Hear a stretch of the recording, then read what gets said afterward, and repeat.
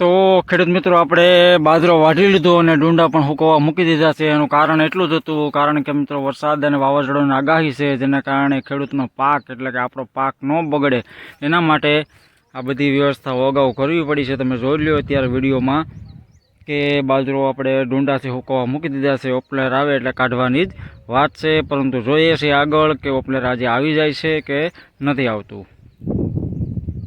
તો હલો મિત્રો, નમસ્કાર, જય શ્રી કૃષ્ણ, જય માતાજી બધા ખેડૂત મિત્રો અને તેમજ આપણા બધા જ ભાઈઓનું હાર્દિક હાર્દિક હાર્દિક સ્વાગત છે આપણા એક નવા વ્લોગમાં. તો મિત્રો વાડી આવી ગયા છે આજે ફરીવાર આપણે, અને વાડીએ મિત્રો જે વરસાદની આગાહી અને વાવાઝોડાની આગાહી છે, જેને લીધે આપણો બાજરો બગડે એમ હતો, તો આપણે એક થોડી ઉતાવળ રાખી અને બાજરો વાઢી લીધો અને ડુંડા પણ લણણી કરી લીધા છે.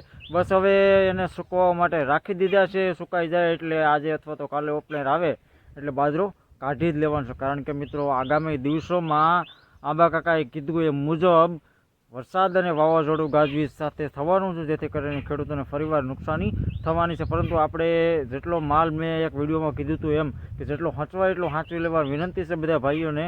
તો હજી આપણે બે ખેતર છે તે ખેડવાના બાકી છે. આ ખેતરમાં હાંઠિયું છે એ બધી બાકી છે. જુઓ ને, તો આ ખેતરમાં હાંઠિયું છે હજી ઊભી છે એ પણ બાકી છે ખેંચવાની.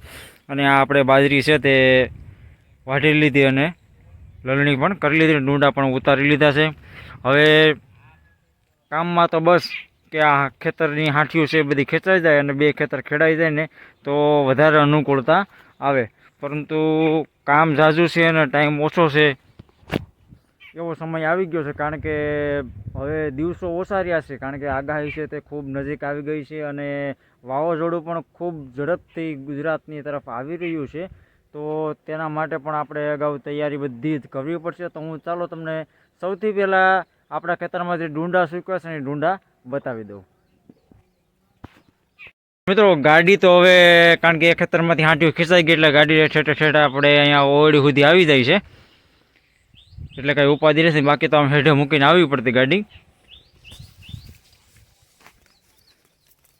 તો જે આ શરૂઆતમાં બધી હાંઠિયું ખેંચાઈ ગઈ અને પાછું માવઠું થયું, આ ભર ઉનાળે માવઠું થયું તેના કારણે જે એડા પાછા ઉગી ગયા. જુઓ, કારણ કે લાગટ એવડો ઉગ્યો છે. હજી ખેડવાનું તો જોકે બાકી જ છે બધું.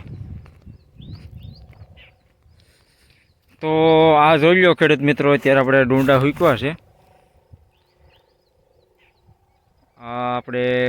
મેં દર વખતે વિડીયોમાં હું કહેતો જ હોઉં છું તમને બધાને કે વીઘા પોણા વીઘાની બાજરી છે આપણી.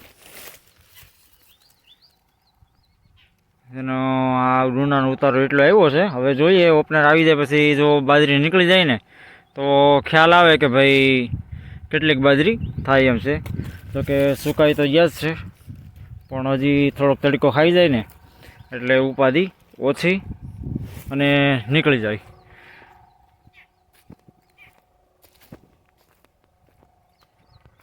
બાકી બીજું કામમાં તો ખેડૂત મિત્રો આ બધી હાંઠીઓ છે થોડીક બે ભારા છે એને ઘરે લઈ જવાની છે અને આ ખેતરને ખેડાવીને રેડી કરવાનું છે. ત્યાર પછી આ ખેતરની અંદર આપણે જોઈએ ને તો થોડાક પોતા છે એ વીણવાના બાકી છે. એ પોતા વીણાઈ જાય ત્યાર પછી આને પણ ખેડાવી નાખવાનું છે. પણ હવે જોવાનું તો એ છે ખેડૂત મિત્રો કે વરસાદ જો કેવરાવશે ને તો બધું જ બાકી રહી જવાનું છે, કારણ કે ત્યારે ખેડૂતની મહેનત આ બધું આની પાછળ જ છે. પરંતુ વરસાદ અને વાવાઝોડું સાથે છે, જેથી કરીને ખેડૂત મિત્રોને ખૂબ એટલે ખૂબ પરેશાનીનો સામનો કરવો પડશે. પણ આગળ જોઈએ છે કે કઈ રીતની પરિસ્થિતિ બધી ઊભી થાય છે. પરંતુ કામ અત્યારે બસ આ ખેતરમાં હાંઠિયું ખેંચવાનું બાકી છે અને બે ખેતર ખેડાવવાના છે અને બાજરો છે એ આપણે કાઢવાનો છે. અને આ છે એ બાજુ થોડોક આપણે કપાસ છે તે વીણ્યો છે, એક પોટલી જેવો કપાસ થયો છે, મણક જેવો હોય છે, મણ દોઢ મણ જેવો. વીણાઈ જાય એટલે રેડી. તો આ છે ખેડૂત મિત્રો દાંડર. આપણે બાજરી વાઢી લીધી અને પણ આને આપણે કાંઈ સાચવવાનું છે નહીં, કારણ કે આપણે તો કાંઈ માલઢોર છે નહીં, એટલે આપણે સાચવીને કરીએ હું. પણ આને પણ આપણે દઈ દેવાનું છે, કારણ કે માલઢોર હોય એને ઉપયોગમાં આવી જાય ને આપણે છે તે માલઢોર છે ને તેના કારણે આપણે કાંઈ રાખી ન શકીએ. પણ આની કોઈ આપણે જરૂરિયાત પણ છે નહીં, એટલે આને આપણે આપી દેવાનું છે.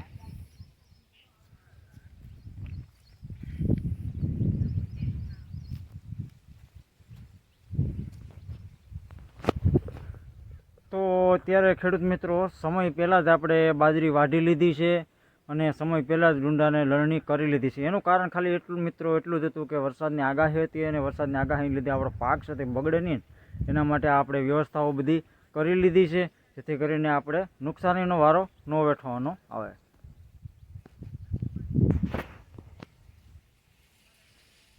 હવે ખાટલો પણ અહીં હું લઈ આવ્યો છું અને આ બધી આપણા લીલા ઝાડવાઓ, જાંબુડો છે, રામફળિયું છે, શેરડી છે અને હોવાની મજા આવે એમ છે આરામની ફૂલ.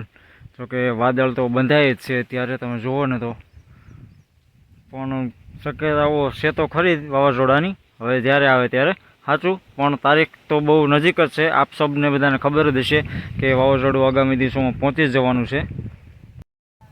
તો ખેડૂત મિત્રો, આજના વ્લોગમાં આપણે જોયું છે કે બાજરી વઢાઈ ગઈ અને ડુંડા પણ આપણે ખેતરમાં સૂકવવા માટે રાખી દીધા છે. હવે ઓપનર આજે અથવા કાલે આવે એટલે તેને બાજરો કાઢી જ લેવાનો છે. એનું કારણ ખેડૂત મિત્રો એટલું જ છે કે પાછળ વાવાઝોડું અને વરસાદ છે તે હાઈલો જ આવે છે, જેથી કરીને આપણો પાક છે તે બગડે નહીં, એના માટેની આગતરી બધી વ્યવસ્થાઓ કરવી પડે એમ છે. કારણ કે ખેડૂતે પોતે રાત દી એક કરી અને પોતાના પાકને ઉજેર્યો હોય છે. જે દરેક ખેડૂત મિત્રો અને લગભગ તો બધા જ જાણતા જ હોય છે કે ખેડૂતની મહેનત છે તે ખેતરમાં કેટલી હોય છે.